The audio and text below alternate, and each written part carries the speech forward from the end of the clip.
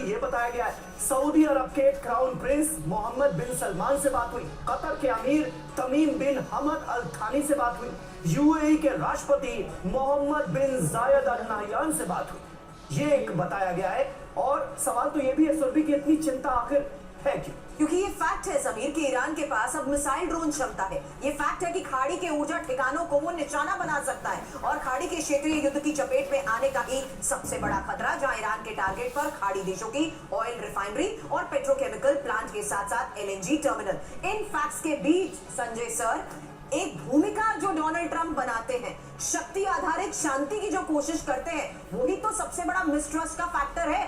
अब अगर ये तीनों देश भी बात कर रहे हैं कि हाँ अच्छा डायलॉग संभव है, डील मुमकिन है, क्या वो वाकई इस तरीके के दूसरे फेज ऑफ ऑपरेशन की तैयारी और सिचुएशन रूम में हो रही बैठक के बीच मुमकिन हो पाएगी?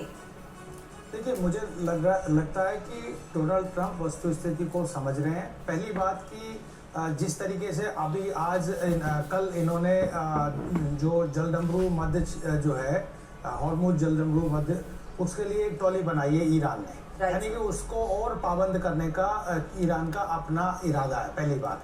दूसरी बात, ईरान ने साफ साफ जो प्रपोजल दिया था उसको अमेंडमेंट करके, माइनर कोई अमेंडमेंट करके दे दिया कि हम न्यूक्लियर प्रोग्राम के लिए, न्यूक्लियर बम के लिए नहीं जाएंगे, लेकिन हम यूरेनियम प्रेसिपिटेशन के लिए तब जाएंगे।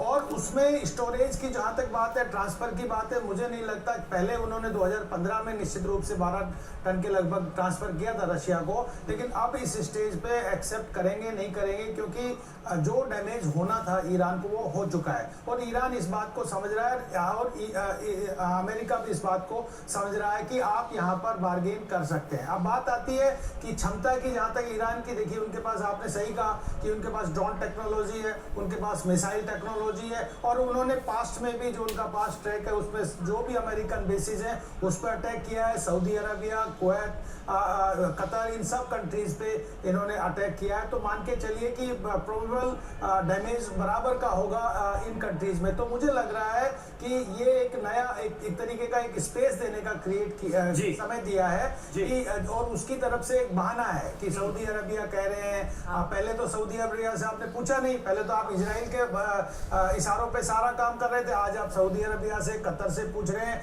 बाकी कंट्री से पूछ रहे हैं। लेकिन एक बात साफ साफ है, तो बात है अभी सर 24